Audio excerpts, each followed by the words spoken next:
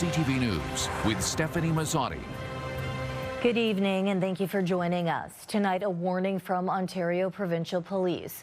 A portion of Highway 401 eastbound at Todd Lane in LaSalle will be closed for a prolonged period of time following a single vehicle crash that occurred sometime this evening. Police say that injuries are being assessed and are asking drivers to avoid the area by using alternate routes. The closure is being described by police as again prolonged for this investigation and for cleanup efforts. More details can be found on our website once they are available. That's at ctvnewswindsor.ca. Also tonight, a Windsor man is charged with attempted murder after police say he allegedly doused a woman in chemical accelerant and tried to light the accelerant on fire. Officers were called to the 2900 block of Duckling Avenue near the EC Row Expressway shortly after 7 p.m. on Wednesday. Investigators say a man and a woman who knew one another got into an argument during which the man allegedly threatened to kill the woman and her cat. He then, again, allegedly poured chemical accelerant on her, trying to light her on fire. Bystanders helped the woman before police arrived. The woman suffered non-life-threatening injuries. 40-year-old Glenn Thomas Clouter is facing several charges, including attempted murder and assault with a weapon. Anyone with further information is asked to contact Windsor Police or Crime Stoppers. Now up the 401 to London now, where there are concerns within that Muslim community after a mass shooting in the U.S. earlier this week. Two gunmen opened fire at a mosque in San Diego, and in the aftermath, a manifesto was discovered referencing a truck attack that killed 4 members of a London family 5 years ago. With more on local reaction and the ongoing fear of hate-based violence, here's Jerry Dewan.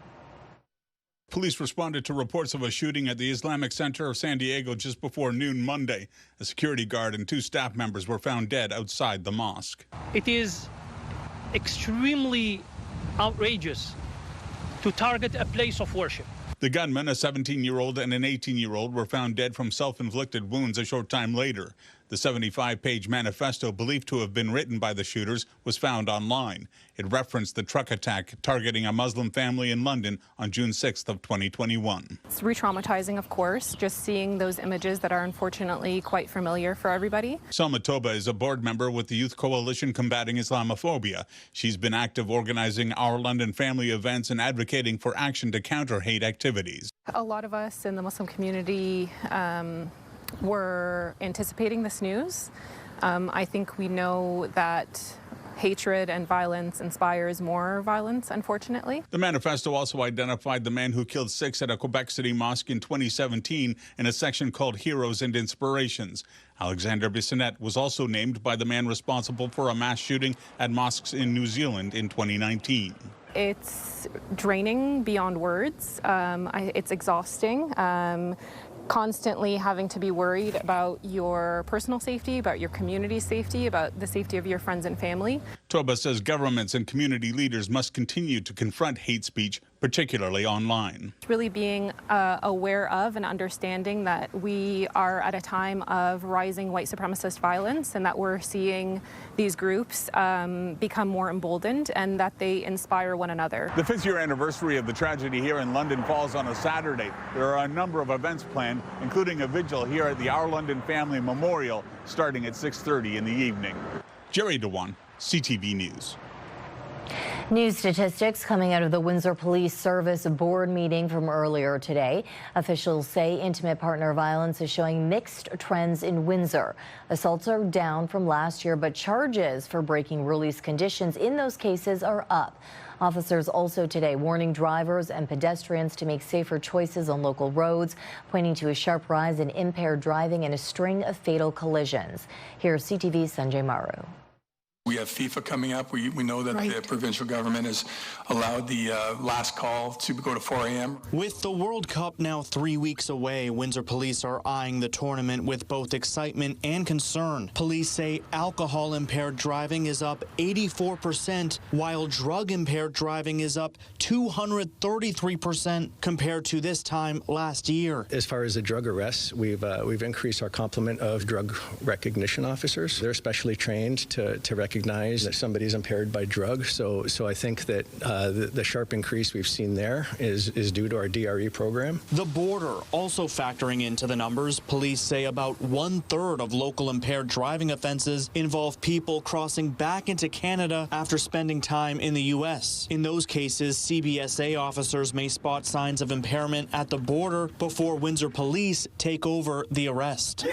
With last call set to be extended during the World Cup, police say ride programs are not being limited to late nights or holidays. We're not just doing ride programs at the Christmas season. We're trying to spread them out throughout the year. Police are also raising concerns after 3 fatal pedestrian collisions in Windsor in just 1 month. Deputy Police Chief Ken Cribley says all 3 happened after dark on multi-lane roads and with the pedestrian crossing mid-block or outside a marked crosswalk. It seems like simple messaging, use a crosswalk. As far as drivers, the messaging is also clear, especially after the sun goes down. Again, be aware of your surroundings. Meanwhile, Windsor police say intimate partner violence is showing mixed trends. Assaults are down 20% from last year, but charges for breaking release conditions in those cases are up 15%. Cribley says some breaches are being flagged by the bail compliance unit, while others come from victims calling police. It can be a scary time for a victim of something like this, and a lot of times there's a lot of questions, there's a lot of anxiety and uncertainty. The issue also surfacing in Thursday's police board package, which shows a University of Windsor special constable remains suspended while facing IPV-related assault and private communications charges. CTV News requested more details on the alleged offenses from police and the university, but both declined to comment on specifics. Sanjay Maru, CTV News.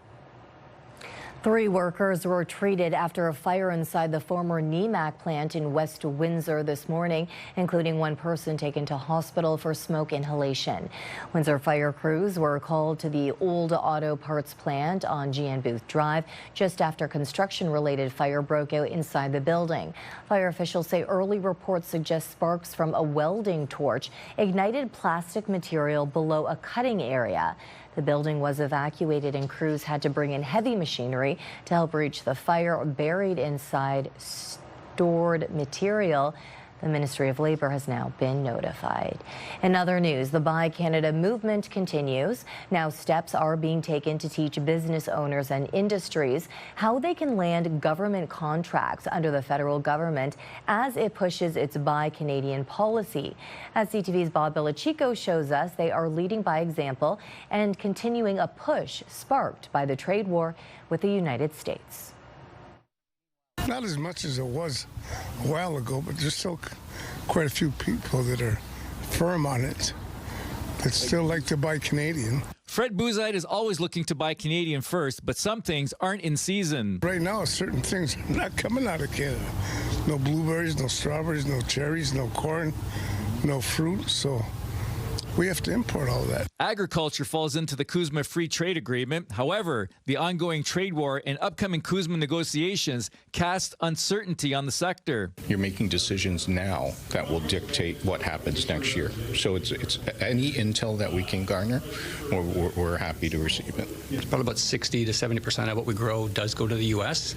Love the fact that the industries, the chambers here are really looking at ways to promote Canadian grown. An information session was held at the Chichara Club today, hosted by the Chamber of Commerce with the help of Senator Sandra Pupatello. There are demands in certain fields, and the government is trying to facilitate Canadian companies executing successful bids.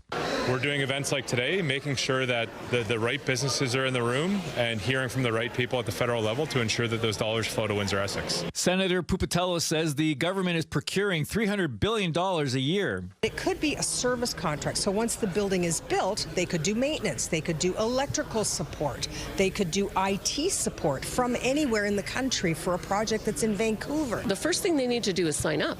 So if you don't sign up, you don't even find out what things are available. The Buy Canada website is where to go to register, and businesses can check off all the services they can provide. The more boxes you tick, the more information you're going to get when there's a contract being let in that space.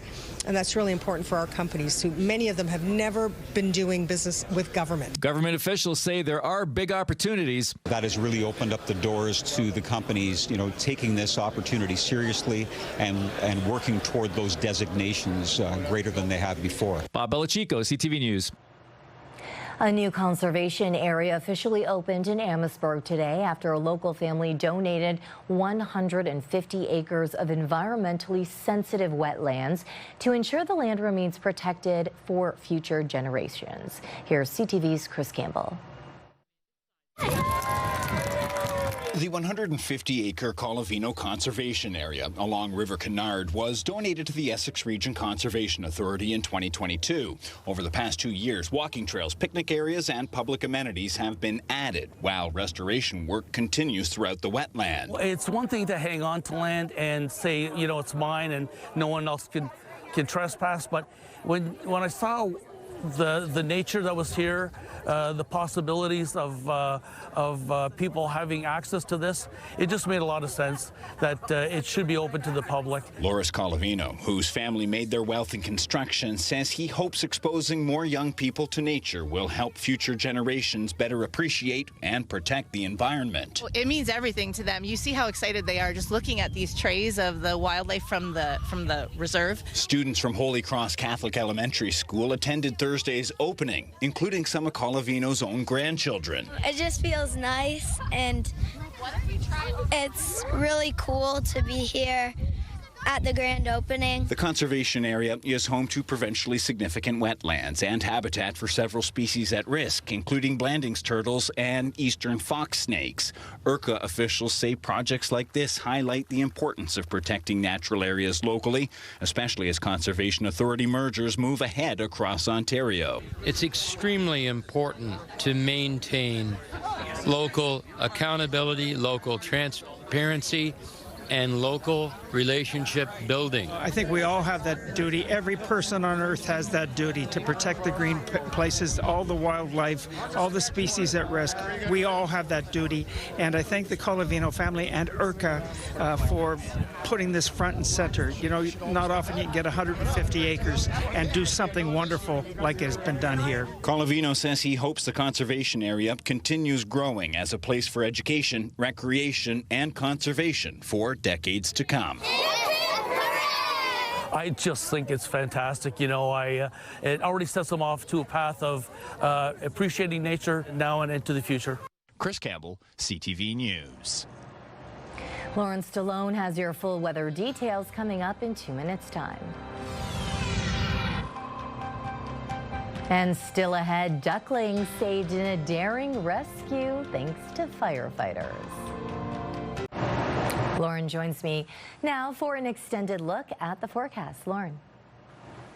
Thank you so much, Stephanie. It was a beautiful day today if you were able to get outside for a walk or do some gardening. A perfect day to take advantage of the nice weather we were having.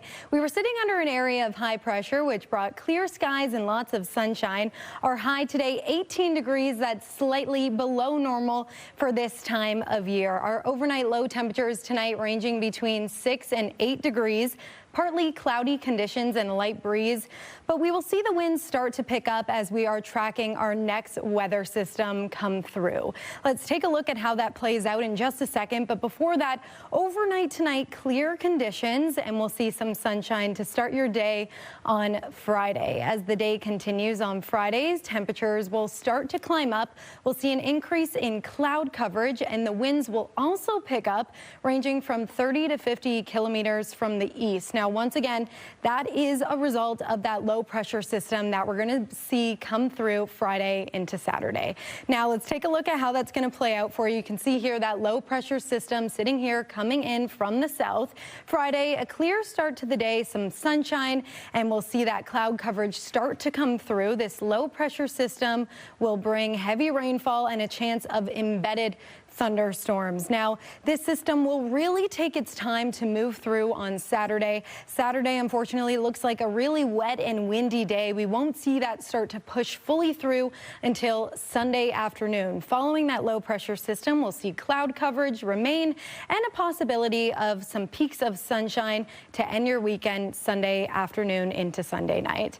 Let's take a look at your 7-day forecast. Friday and Saturday, your daytime high sitting at 19 degrees. Once that low pressure system moves through, we'll see temperatures start to come back up around normal for this time of year. Monday through to Thursday, temperatures ranging in the mid-20s and a mix of sun and clouds. So unfortunately, Stephanie, this weekend you will need your umbrella if you're heading out and you have some plans outdoors. But next week looks more comfortable and we'll see that sunshine that we've all been waiting for. Back to you. Okay, thank you, Lauren. Now, W5 has obtained exclusive data that shows thousands of people who work in sensitive areas of Canadian airports who have been granted security clearances despite being flagged for potential risks. One of them, a suspect in the infamous Pearson Airport gold heist. Avery Haynes on why whistleblowers are warning that the system to weed out corruption is broken. This happened inside Canada's busiest airport. Tens of millions of dollars in gold and currency is just loaded onto a truck and driven away. An audacious heist that police say relied on airport insiders. 2 Air Canada employees are among the 9 people accused in the 2023 heist.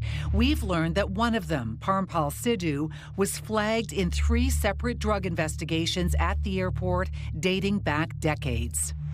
We got our hands on a sensitive intelligence document that accuses Sidhu of being the leader of an international drug trafficking ring, moving large loads of drugs through Pearson Airport and infiltrating legitimate government organizations for the purpose of carrying out their criminal activities.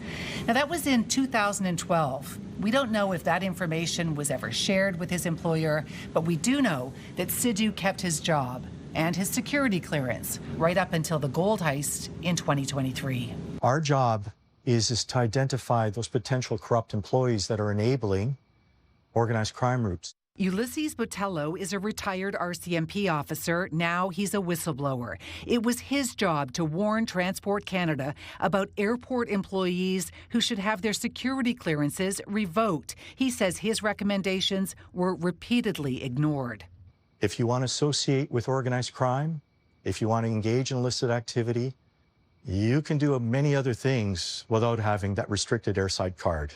Are you telling me that you have actually flagged employees who have connections to organized crime to Transport Canada and they have maintained their past security? It happens. It happens is a very concerning answer. Of course it is. We collected exclusive data from Transport Canada showing 125,000 security clearances were approved at Canada's 4 major airports over a 5-year period. A staggering 7,500 employees were flagged as having some kind of security issue, but were given clearance anyway. The numbers that are being presented to Transport Canada that are of concern versus the numbers that are being allowed to retain the restricted airside cards are concerning to me. Botello says he's also concerned that he never could find out how many were high-threat employees. Nobody can give me a straight answer as to how many of those numbers were mission critical. In other words, enablers of organized crime. I couldn't get that information. Despite repeated requests, Transport Canada would not categorize the level of threat of those granted security passes. In a statement, they write, adverse information does not automatically equate to a transportation security risk. Avery Haynes, CTV News, Toronto. Drivers may want to hold off until tomorrow before filling up their tanks. Canadians for Affordable Energy President Dan McTague says prices at the pumps are set to tumble on Friday in some regions, dropping 9 cents. McTague says any relief could be short-lived as volatility continues. The reality is that the world's missing 1.6 billion barrels of oil. What does that mean? That's the equivalent of not anyone using any form of oil for a full 16 days anywhere in the world. So it's very serious. And it means that gas prices could go up, not as much, but we could see a scenario where Saturday goes up 2-3 cents a liter, Sunday another 2 to 3 cents a liter, before we go back to this sort of roller coaster, this yo-yo of up and down based on the last musings, the last jawboning of unnamed sources in the White House or wherever. And if you're burning some gas to drive through the tunnel, a reminder, declare your cash. This after CBSA officials say a Canada-bound traveler from the U.S. had to hand over nearly $35,000 they did not declare. They say the money is suspected to be proceeds of crime. Any amount over 10,000 Canadian dollars must be declared when entering Canada.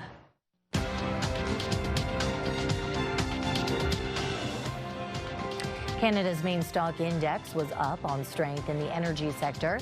The TSX gained 248 points. In New York, the Dow added 276. The Nasdaq is up 23. The Canadian dollar fell 0.17 of a cent. On commodity markets, gold gained more than $7 an ounce. Oil is down almost $2 a barrel.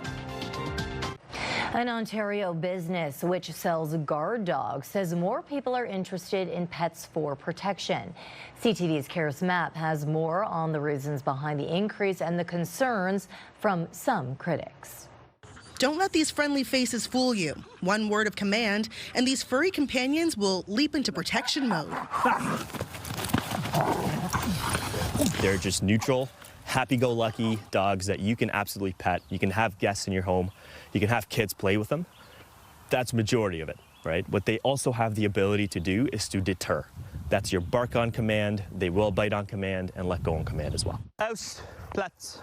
Clients from across the country seeking protection from the St. Agatha-based business. I am hard of hearing, so he also lets me know when there's somebody coming from behind. I live in downtown Kitchener, and while I don't live alone, I am the one who takes the dogs out and go around. Demand for the dogs who are trained and sold for roughly $50,000 is on the rise.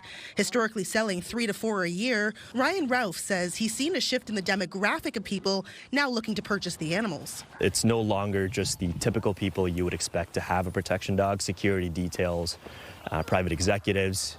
It's the average family these days, right? We're more than a dozen dogs every year for the last 2 years, and it's not normal. The rise seen across the industry. I would say 4 years, but the last 2 years, we've really seen a big influence in the need and request for the family home protection program, for sure. With clients looking for dynamic home protection. They've seen maybe a story that hits too close to home, whether it's a break and enter, whether it's a snatching. They're afraid to sleep, their kids are in the house, and all these events happen when their families are home. Special licensing is not necessary to buy a guard dog, with responsibility falling under the Dog Owners Liability Act. But former OPP Commissioner Chris Lewis says, given his history working with canines, animals can often be unpredictable or even dangerous. You're better off with alarms and lights and proper lock systems for your house. And if you want to have a dog that will bark and scare the heck out of someone and prevent them from coming in, as opposed to one that may attack a friend, a family member, or yourself. If you do choose to explore the guard dog route, Perry warns to do your research before buying. You're buying a security asset, not just a companion, but it's a protector that's going to be involved with your family and your pattern of life. Karis Mapp, CTV News, St. Agatha. Discussion here at Windsor City Hall. Windsor's top stories. A major project is about to get underway. Breaking news alerts. Severe weather is a possibility. And watch live. Good evening, and thank you for joining us. Download the CTV News app.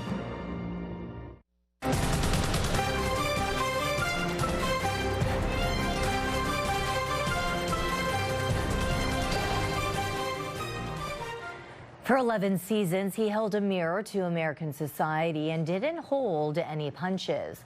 But tonight, Stephen Colbert will sign off from The Late Show for the last time. CBS's parent company insists the cancellation is a financial decision. But as John Venevali Rao reports, it has also reignited concerns about censorship in the land of free speech. After tonight, we have only one more show left. In the lead up to the finale, all sorts of A-listers dropping by to say goodbye to a show that never shied away from politically charged humor. And among them, Colbert's former colleague, Jon Stewart. Stephen, get ready for the ride of your life. With Talking Heads frontman David Byrne, perhaps summing up the feelings towards the network that pulled the plug. It's The Late Show with David Letterman. making its debut on CBS 33 years ago. Ladies and gentlemen, this is not a promo. This is the actual show. Stephen Colbert took the helm in 2015. We are up here for the wanton destruction of CBS property. David Letterman recently joining him. This is yours. This is my desk chair. To mark the show's controversial demise, announced after Colbert mocked a $16 million settlement between CBS parent company Paramount and U.S. President Donald Trump, calling it a big fat bribe.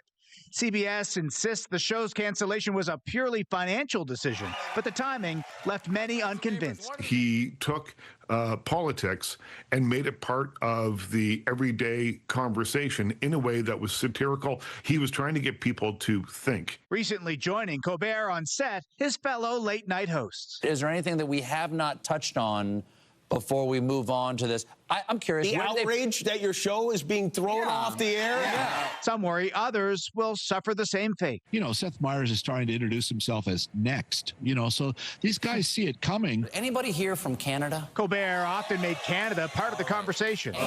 From lampooning Trump's tariffs. Why tax our maple syrup? To interviewing Canadian politicians and celebrities, even belting out a classic maritime folk song. But I'm a broken man on a Halifax pier, the last of Barrett's privateers.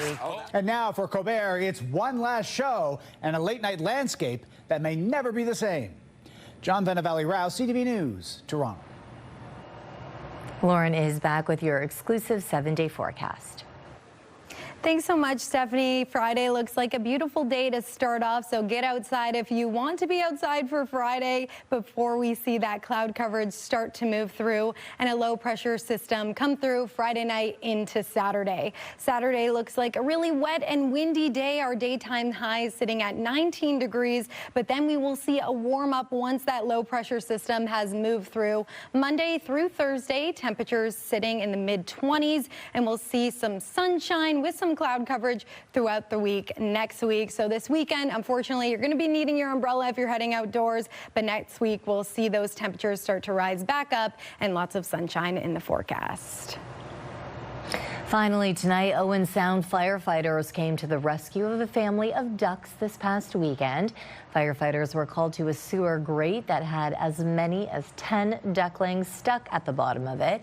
One by one, the ducklings were scooped from the sewers. Crews only took 20 minutes or so to reunite the concerned mother and her tiny ducklings. That's your news for tonight. Thank you for joining us. See you right back here tomorrow night.